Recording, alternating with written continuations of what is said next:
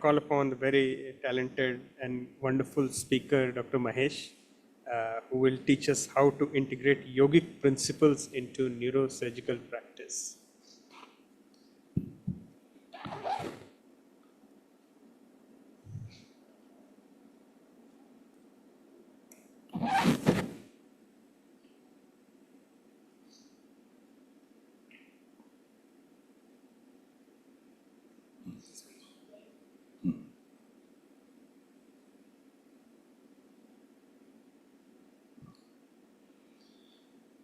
Good morning, everybody. We all practicing neurosurgeons are bombarded with medical legal issues, learning new techniques, finances, administration, and so on. What is the result?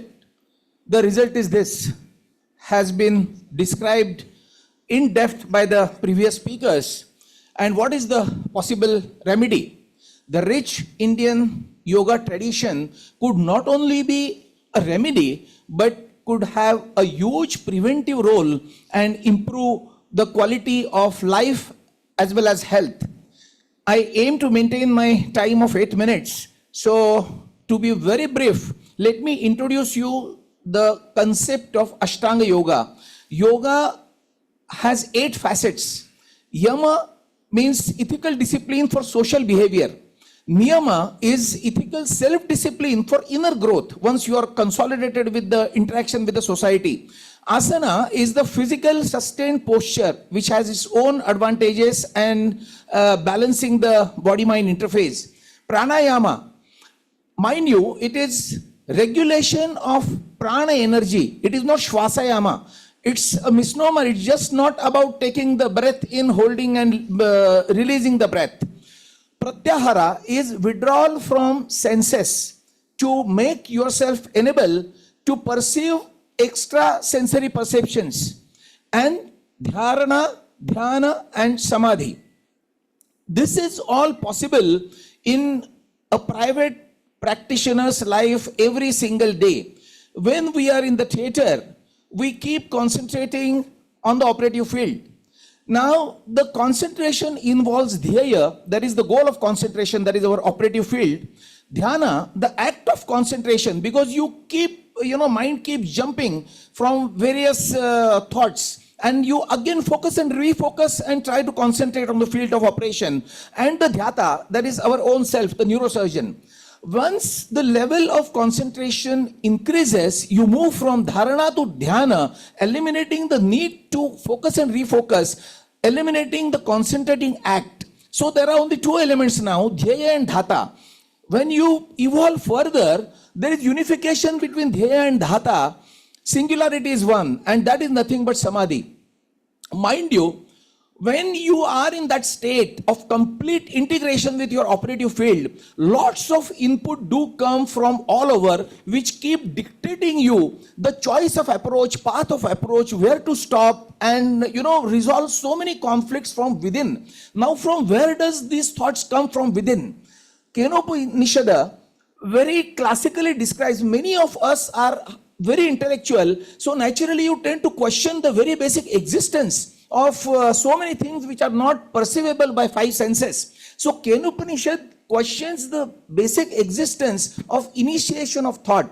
We all know that thought corresponds to activation of a neuronal circuit. One neuron is firing, the impulse is conducted through synapse to the second neuron, third neuron, and so on and so forth. But the question worth $1 million is, what exactly activates the very first neuron? What is the stimulus for firing of the first neuron? From where does the ignition for firing of the first neuron comes?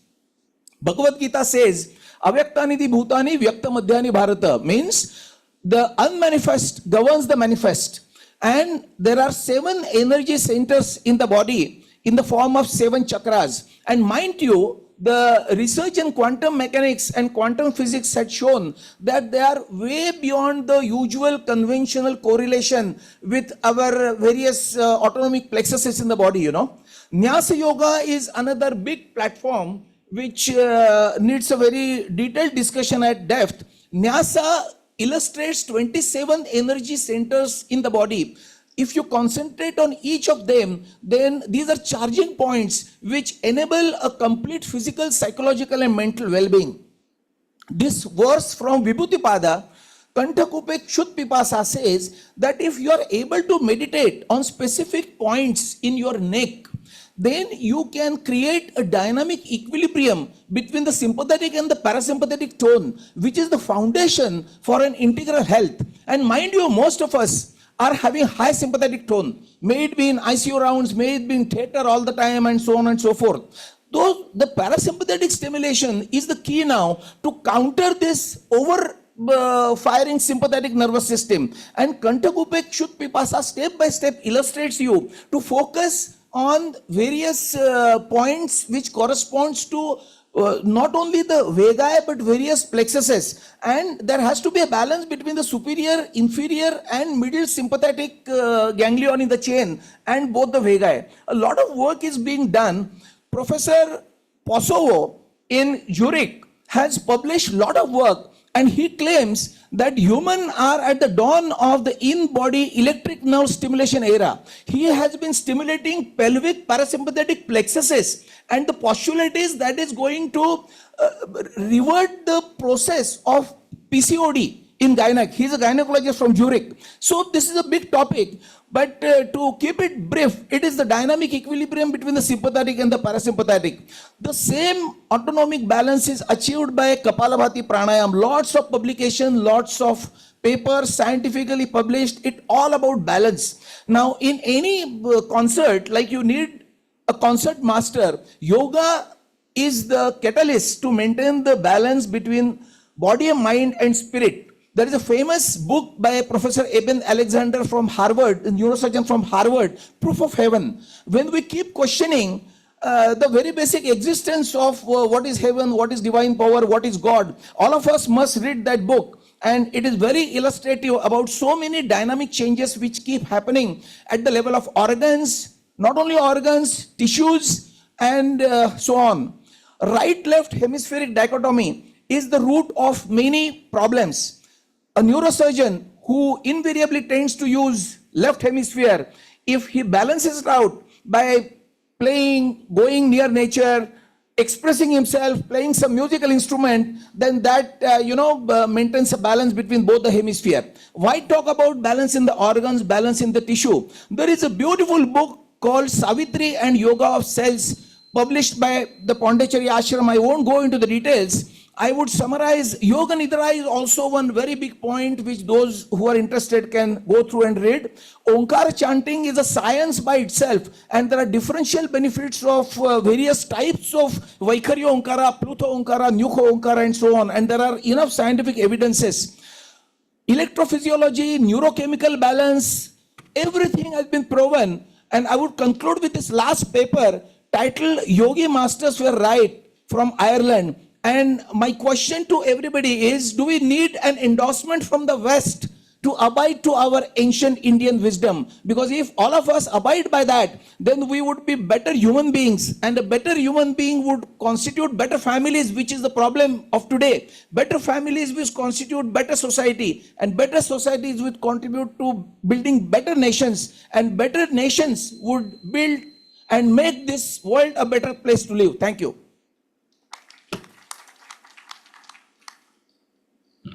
Thank you, Dr. Mahesh Karandikar, for that wonderful talk.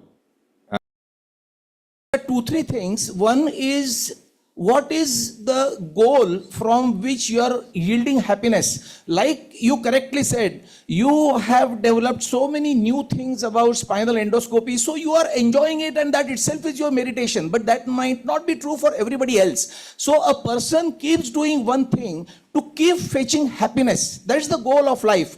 A musician would keep fetching happiness in that. A neurosurgeon would passionately keep fetching happiness in that. But after some period of time, like a small child who plays with balloon, after a certain period of time and maturity and evolvement, he stops yielding happiness from playing with the balloon. And then he keeps searching something else. So yoga teaches you to keep looking within and teaches you that happiness does not lie outside, but it lies inside. Many a time, B.K.S. Iyengar used to tell a story that a man is going on he finds a lady searching something on the street light. So he asks the lady, what are you searching? So the lady says, I lost my sewing needle and I'm searching here in the street light. So that man tries to help her and the man questions, but where did you use that sewing needle last? So she says that I was sewing in my hut, but there is dark inside. And that's why I'm searching in the street light, in the bright daylight. So the point which I'm making is, if you're passionate, enjoying something, please continue that. A stage comes when you feel like withdrawing from that pratyahara and then turn inward 180 degree. And then you start realizing the divinity and the joy inside. Dr. Manas.